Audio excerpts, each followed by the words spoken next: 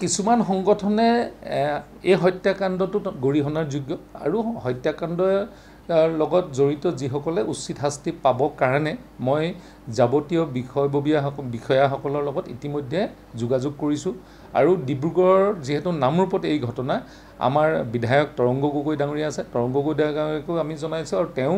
বিহিত ব্যৱস্থা ল'বৰ কাৰণে যিসকল সংশ্লিষ্ট বিষয়া সকলোকে তেওঁ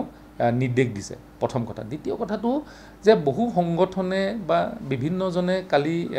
তাতে আন্দোলন কৰা দেখা পাইছোঁ কিন্তু ডিমৌত ৰাষ্ট্ৰীয় ঘাইপথ আন্দোলন কৰি বন্ধ কৰিলে নামৰূপত হোৱা ঘটনাটোৰ কেনেকৈ ন্যায় পাব ন্যায় দিবলৈ হ'লে তেখেতসকলে নামৰূপত যিসকল বিষয়া আছে সেইসকলৰ লগত আলোচনা কৰি পুংখানুপুংখভাৱে যাতে গাফিলতি নহয় তাৰ ব্যৱস্থা কৰিব লাগে এতিয়া ডিমৌত যদি আপুনি নেশ্যনেল হাইৱেত গাড়ীবিলাক ৰখাই দিয়ে আৰু ঘটনা হৈছে নামৰূপত অকল পংখী সন্দিকৈ যিগৰাকী মেধাৱী ছাত্ৰী আছিলে তেওঁক যিটো ন্যায় দিব লাগে সেই ন্যায়টোতকৈ তেওঁলোকে নিজৰ প্ৰচাৰৰ কাৰণে মই বহু মানুহক ৰাষ্ট্ৰীয় ঘাইপথত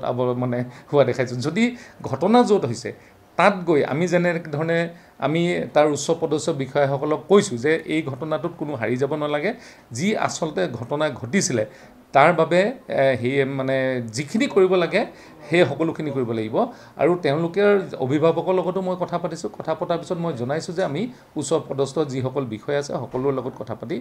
এতিয়া আন্দোলনটো যিটো কৰিছে সেই আন্দোলনে আচলতে পংখী সন্দিকৈ ন্যায় ক্ষেত্ৰতকৈও তেওঁলোকে আন্দোলনটো কৰি ফেচবুক আৰু বাকী ছ'চিয়েল মিডিয়াত তেওঁলোকে ফেমাছ হ'বৰ কাৰণে তেওঁলোকে কৰা নিচিনা দেখা পোৱা গৈছে যদি সঁচাকৈ তেওঁলোকে ন্যায় বিচাৰিছে নামৰূপত যাব লাগে নামৰূপত